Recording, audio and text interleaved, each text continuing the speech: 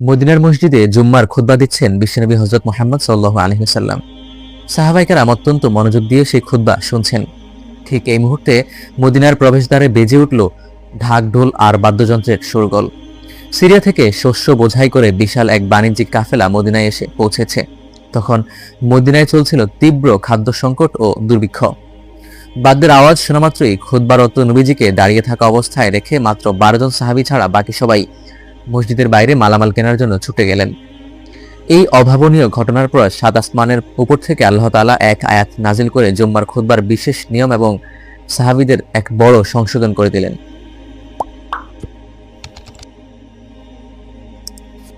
আসসালামু আলাইকুম। শানে নজুল সিরিজের ৬২তম পর্বে আপনাদের স্বাগতম। আজ আমাদের আলোচ্য বিষয় মদিনায় নাজিল হওয়া অত্যন্ত গুরুত্বপূর্ণ সূরা, সূরা আল জুমআহ। আল্লাহ তাআলা কেন জুম্মার আজান হওয়ার সাথে সাথে দুনিয়ার সমস্ত লাভজনক ব্যবসা বাণিজ্য হারাম ঘোষণা করেছেন? অনারব বা আমাদের মতো আজমি মুসলমানদের ঈমান নিয়ে নবী সাল্লাল্লাহু আলাইহি ওয়াসাল্লাম কি অসাধারণ ভবিষ্যৎবাণী করেছেন? এবং কিতাবধারী ইহুদিদের আল্লাহ কেন গাধার সাথে তুলনা করেছেন? চলুন সূরা আল জুমআর প্রধান 4টি বিষয় এবং সেগুলোর নাজিলের প্রেক্ষাপট জেনে নেই। বিষয় 1, খুতবা রেখে বাণিজ্যিক কাফেলার দিকে ছুটে যাওয়া। আয়াত 11।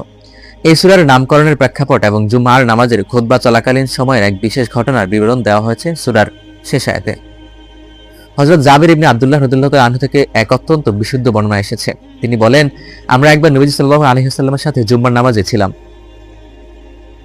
এমন সময় মদিনায় একটা খাদ্যশস্য বোঝাই বাণিজ্যিক কাফেলা এসে পৌঁছালো। আরবের নিয়ম অনুযায়ী কাফেলার আগামী বার্তা দিতে বাদ্য বাজানো হলো। তখন খুতবারত নবীজিকে রেখে মানুষ সেদিকে ছুটে গেল, কেবল 12 জন ব্যক্তি ছাড়া। বর্ণনায় এসেছে এই 12 জনের মধ্যে হযরত আবু বকর, হযরত ওমর রাদিয়াল্লাহু তাআলা আনহু ছিলেন।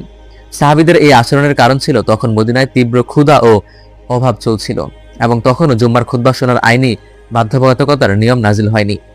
এই ঘটনার পরপরই আল্লাহ তাআলা সাহাবীদের আদব শিক্ষা দিয়ে এবং খুতবা শোনার গুরুত্ব স্পষ্ট করে আয়াত নাজিল করেন। আর তারা যখন কোনো ব্যবসা বা কৌতুক দেখতে পায় তখন তারা আপনাকে দাঁড়িয়ে থাকা অবস্থায় রেখে সেদিকে ছুটে যায়। আপনি বলুন, আল্লাহর কাছে যা রয়েছে তা কৌতুক ও ব্যবসা অপেক্ষা উত্তম, আর আল্লাহই সর্বশ্রেষ্ঠ রিজিক দাতা। সূরা আল জুমআহ আয়াত 11। এই আয়াত নাজিল হওয়ার পর থেকে জুম্মার খুতবা চলাকালীন সময় কথা বলা, অন্য কাজে মনোযোগ দেওয়া বা মসজিদ থেকে বের হওয়া চিরতরে হারাম বা নিষিদ্ধ করা হয়। বিষয় 2, আজান শুনে ব্যবসা বাণিজ্য বন্ধ করার ওই সেই নির্দেশ। আয়াত 9 থেকে 10। মুমিনের কাছে দুনিয়ার সমস্ত লাভ ও ব্যবসার চেয়ে আল্লাহর ডাকের মূল্য যে অনেক বেশি তা এই আয়াতে আইনি আকারে অবতীর্ণ করা হয়েছে।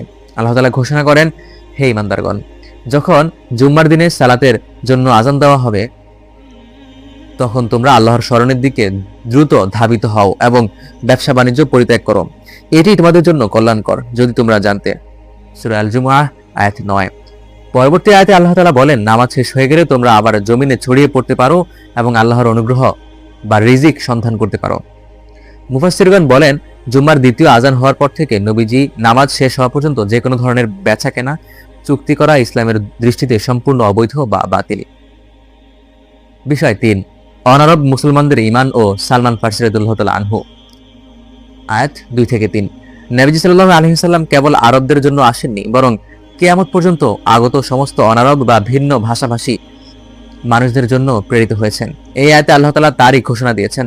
আল্লাহ তাআলা বলেন, তিনি উম্মীদের অর্থাৎ নিরক্ষর আরবদের মধ্য থেকে একজন রাসূল পাঠিয়েছেন এবং তাদের মধ্য থেকে অন্যদের জন্য রাসূল পাঠিয়েছেন যারা এখনো তাদের সাথে মিলিত হয়নি। সূরা আল জুমআহ আয়াত 2 থেকে 3। হযরত আবু হুরায়রা রাদিয়াল্লাহু তাআলা আনহু থেকে বর্ণিত, তিনি বলেন, আমরা যখন নবী সাল্লাল্লাহু আলাইহি ওয়াসাল্লামের কাছে বসা ছিলাম তখন সূরা আল জুমআহ নাজিল হয়। তখন তিনি 3 নম্বর আয়াতটি, যারা এখনো তাদের সাথে মিলিত হয়নি, তেলাওয়াত করলেন। তখন এক ব্যক্তি জিজ্ঞেস করলো, ইয়া রাসূলুল্লাহ, এরা কারা যাদের কথা বলা হচ্ছে? নবীজি প্রথমবার চুপ থাকলেন। আমাদের মজলিসে তখন পারস্যের সাহাবী হযরত সালমান ফারসি রাদিয়াল্লাহু তাআলা আনহু উপস্থিত ছিলেন। নবীজি সাল্লাল্লাহু আলাইহি ওয়াসাল্লাম তার হাত মোবারক সালমান ফারসির উপর রাখলেন এবং বললেন, ঈমান বা দিন যদি সুদূর সুরাইয়া নক্ষত্রে অবস্থান করত তবে এই পারস্যের বংশোদ্ভূত কিছু মানুষ সেখান থেকেও ঈমানকে খুঁজে বের করে নিয়ে আসতো। কোরআনের এই ভবিষ্যৎবাণী পরবর্তীতে সত্য প্রমাণিত হয়েছে।